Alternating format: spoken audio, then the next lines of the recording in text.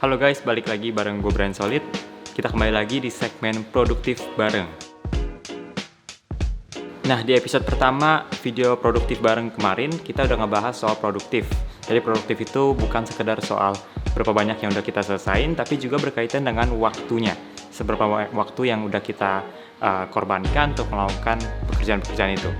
Nah, di video kali ini kita bakal ngomongin secara lebih spesifik tentang gimana caranya get the job done secara produktif.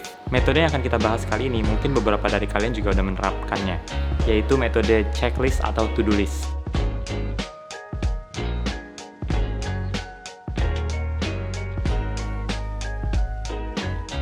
Nah, memang gue bukan expert atau masternya dalam hal ini, dan gue yakin juga bukan gue yang nemuin ini. Tapi metode ini udah gue pakai sejak lama dan impact-nya sangat gede dalam hidup gue. Makanya gue mau share ini ke kalian juga supaya bisa menjadi bermanfaat juga buat kalian. Oke, kita tarik mundur sedikit. Jadi gue tuh dulu tipe yang sangat mengandalkan daya ingat. Jadi semua pekerjaan, semua tugas, semuanya gue record di sini. Nah, tapi sejak internship pertama kali gue sadar gue gak usah ngandalin daya ingat gue terus-menerus. Bukan karena gue pikun ya, tapi karena semakin banyak tugas dan pekerjaan yang mesti kita kerjain, fokus kita mulai terpecah-pecah. Jadinya kadang bisa ada 1 atau 2 pekerjaan atau tugas yang gue skip. Sejak saat itu gue belajar buat bikin to-do list, atau mungkin beberapa orang sebutnya checklist. Dan sampai hari ini masih gue terapin juga. Jadi setiap hari gue selalu bikin to-do list gue. Yes, setiap hari. Awalnya mungkin merasa kayak tertekan karena kayak ini sebuah tanggung jawab yang harus gue selesain setiap hari, tapi lama-lama udah jadi biasa aja sih. Nah, semakin kesini gue semakin sadar kalau misalnya metode ini tuh bukan sekedar bantu gue buat selesain tugas-tugas, tapi juga bisa membantu gue untuk menghilangkan stres. Stres yang gue maksud di sini adalah stres yang misalnya ketika kalian lupa akan satu tugas atau pekerjaan yang kalian mesti lakuin di hari itu, kayak misalnya ada satu lagi apa ya yang mesti gue kerjain, kayaknya ada satu yang kurang. Nah, stres yang kayak gitu udah pasti terhindar karena kita tinggal lihat listnya aja, semua udah ada di situ.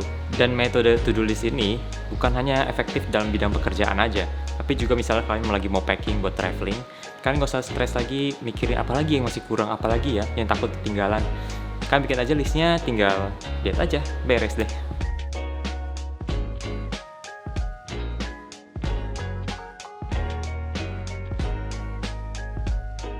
Nah, the problem is metode ini juga bisa jadi sesuatu yang disalahgunakan. Instead of metode ini dipakai untuk melihat pekerjaan apa aja yang bisa diselesaikan dalam satu hari, metode ini dipakai buat melihat pekerjaan mana yang bisa dikerjain hari ini dan mana yang bisa ditunda.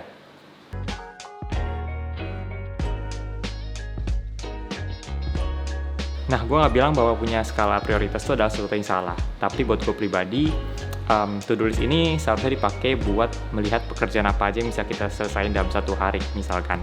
Bukan untuk melihat mana yang penting dan mana yang gak penting. Buat gue pribadi, segala sesuatu yang masuk ke to-do list harus gue selesaiin di hari itu juga. Tapi kalau misalnya kalian punya cara tersendiri buat arrange to-do listnya, ya nggak masalah, asalkan itu tetap efektif buat kalian. Jangan ditunda-tunda guys, soalnya biasanya kalau ditunda, besokannya to-do listnya bakal numpuk, bisa jadi banyak. Minum dulu guys, haus soalnya.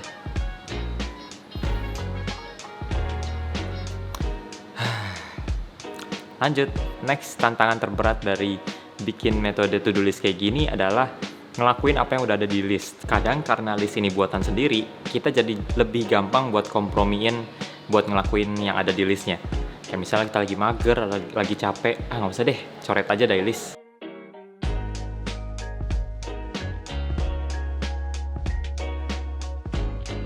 Nah, kalau kalian berpikir, oh Brian udah perfect banget ya, semuanya teratur, salah total. Ya namanya juga gue masih manusia, kadang bisa skip 1 atau 2 dari list itu, tapi biasanya itu jarang banget sih. Biasanya gue selalu stick dengan apa yang gue udah bikin, karena buat gue ada kepuasan tersendiri ketika gue bisa selesain semua yang ada di list.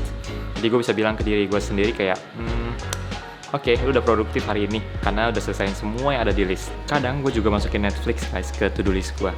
Jadi kayak misalkan Netflix 2 episode sebagai reward aja sih. Kalau misal udah ngelakuin kegiatan ABCDE, gue akan masukin Netflix buat waktunya gue untuk santai.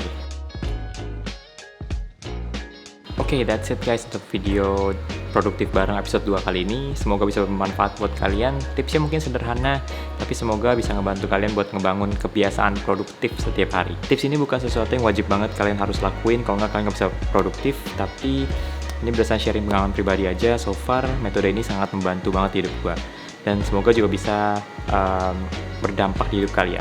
Kalau kalian punya caranya kalian sendiri buat produktif, no problem.